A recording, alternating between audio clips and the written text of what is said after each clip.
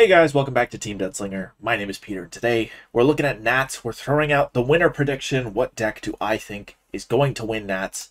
And of course, we're going to use the stats tool that I made to try and form an opinion based on the data. So what data are we looking at? We're looking at the aggregate data set for BT 18/19 special booster release events. So we're looking at casual and regional, and that's because there's not a lot of regionals to look at. I think it'd be really one-sided if we just looked at that. So we'll look at casual as well to get an idea of what everybody is playing and what everyone is interested in.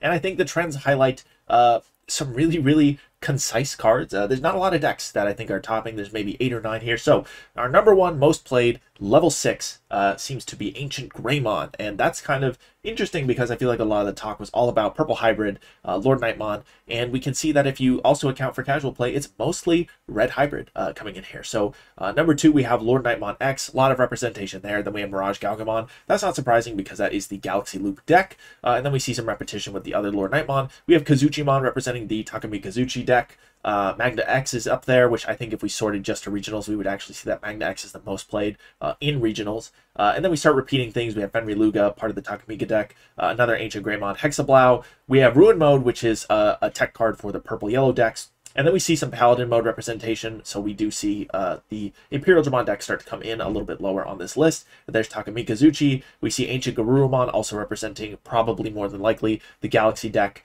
Burst mode, Mervamon coming in for the purple hybrid loop, and then we see some just generic purple pieces for the generic purple deck. If you're running like Anubismon, you run the Leviamon, you run the Mervamon, that deck still is really quite strong. And probably is being played in a purple hybrid package if I had to guess now.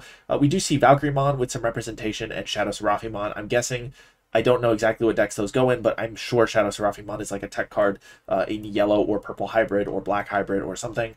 We see the fighter mode finally up towards the bottom, Death X Anubis, more dragon mode, and then critically at the bottom we have Omnimon and Phoenixmon with some tops. So based on that information, our contenders, in my opinion, these 6 decks based on the data are the most played and most likely to be densely represented at nationals, and one of them is more than likely to be taking home the trophy. So Magnamon X Antibody, he's been a thing. He's been here since BT16. He is the wall. If you're trying to get into competitive, you need to have a deck that has a plan for Magna X, a way to deal with him. And kind of the only solace is that he can be slow sometimes. But once he hits the board, he's going to be really difficult to deal with. And I think that's something that a lot of these decks are going to have to consider.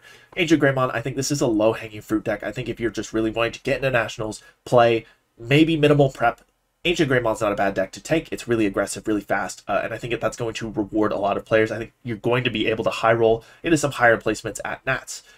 Then we have Takumi Kazuchi. This deck has the high roll potential to just kill you turn 2, and I think that speaks for itself. This deck is going to get crazier once scrambles are out, which we will talk about as well. We have Ko and Sayo representing the Galaxy Loop deck. Mirage Galgamon is still really good. Ancient Garurumon is still really good. This deck is really hard to pilot, though. I think this deck is more than likely to have a lower representation than some of the other decks on here because it's really skill-based and there's a lot of room for error that can just lose you the game.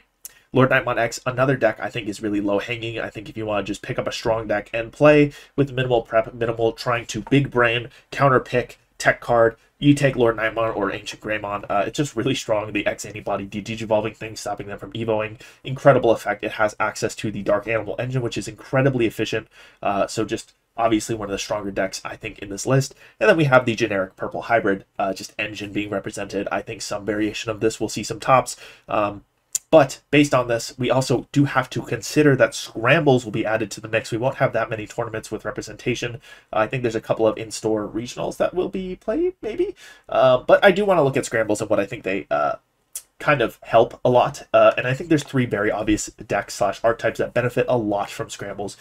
Takumi Kazuchi, like we talked about, has the potential to high roll, 2-turn kill you. And with scrambles, you now have the ability to play out a rookie and abuse like the whole Dark Animal, discarding, evoing, and if you make it to Takumi Kazuchi, you get to reset the memory gauge.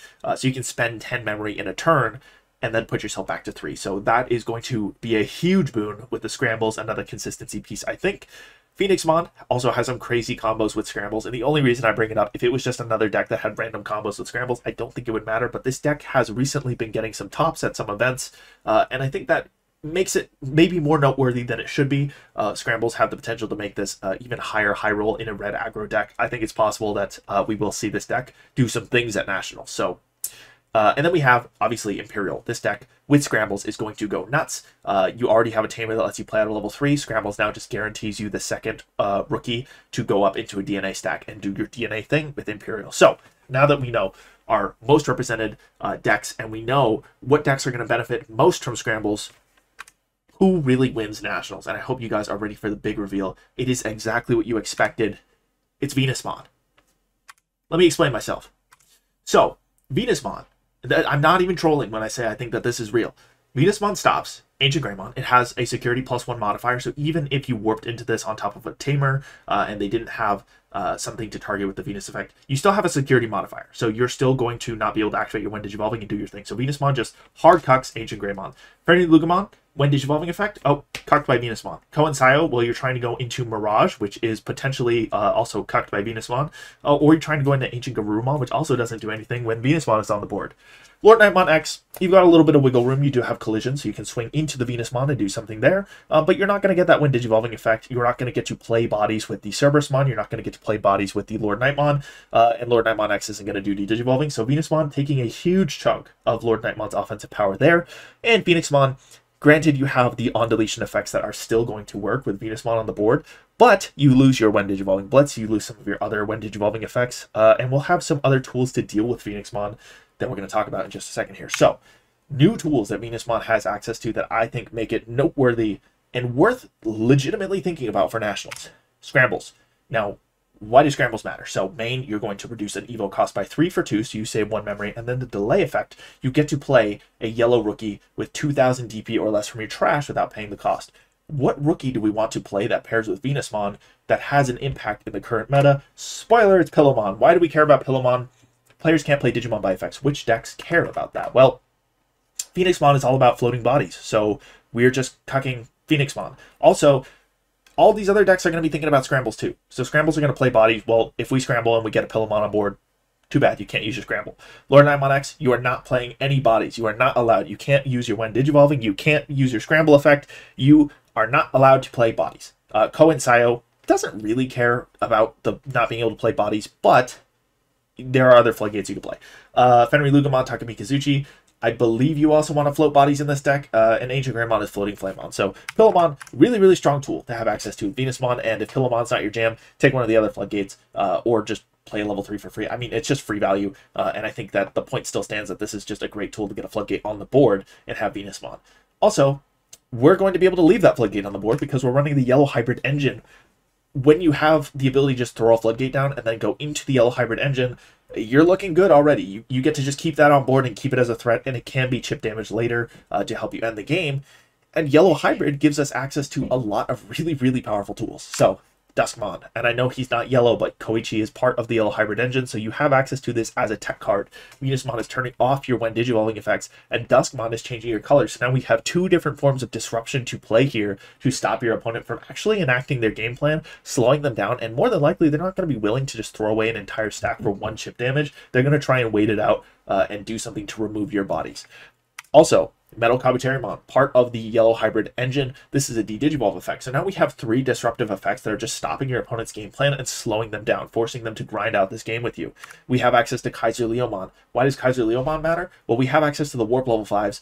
The Lord Knightmon X has the collision effect. Well, now Kaiser Leomon lets you put a retaliate body underneath your Venusmon, so if they have a way to force the crash into Venusmon, well, what they're going to sacrifice their stack to kill Venusmon, and we're going to get the retaliate proc to kill their Digimon. I mean, this is kind of value for us, so we have access to this tool, which is really important. Also, this trims down opponents level 4 or lower, so while we're disrupting them, we're stopping them from evoing, stopping them from activating their effects. We're also trimming down their lower level Digimon on the board. Like I mentioned earlier, we have access to the Warp level 5. Rihimon is a fantastic one because he has jamming, which is going to allow us to get the chip damage in with the Rihimon and then evo into the Venusmon after, which then can't be affected or attacked, and it's safe to just sit on the board. We also have access to the Beowulfmon because that's part of Yellow Hybrid, and Beowulf is going to be an excellent piece for giving us access to the Ancient Garurumon engine and bouncing some bodies. So, our win cons. Ancient Garurumon. On play when Digivolving, you return an opponent's Digimon with the lowest level to the hand. We like this because we are not triggering deletion effects, we're just bouncing to hand. Also, when an effect adds cards to your opponent's hand, they add the top card of their security to the hand. That means that we're removing their security without putting our own bodies at risk. In a grind game, we really like that. On deletion, we get to play, we return a Tamer and a Hybrid Trait Digimon from trash to the hand. This is great because it's going to recycle our level 5s, which we already don't need that many of in the first place because it's a hybrid engine. And it's just going to guarantee that you keep getting that level 5 back. And then you get to play a Tamer card from your hand without paying the cost. That's going to build us value, get some Tamers on board so we can eventually work towards that Susanomon ace. In a deck where we are grinding, we're stopping our opponent from doing things. We're saying, hold on, cowboy, play the game at my pace. We can threaten the Susanomon ace, and once we place those 5 Tamers underneath it, we are going to trash their whole security and kill them. And because we're also adding the security to their hand, and we're swinging jamming checks, we don't even need all 5 Tamers underneath this. This is just a great finisher and is going to let you win the game. So let me know what you guys think in the comments down below. Is my read on the meta just way far off? I'm totally wrong, and Yellow Hybrid won't even break top 16. Honestly, I won't be surprised if one of the other decks breaks top 16, but I really think Yellow Hybrid with the Venus Mod package has a real chance of doing some damage. So again, let me know what you guys think in the comments down below. If you're going to Nats, what deck are you bringing? If you want to go but you can't, what deck would you bring? That's going to be it for this video. Thank you guys for watching. Have a great day. Thank you to our YouTube members for supporting this channel. It's people like Langlong and Big Z11 who make videos like this possible.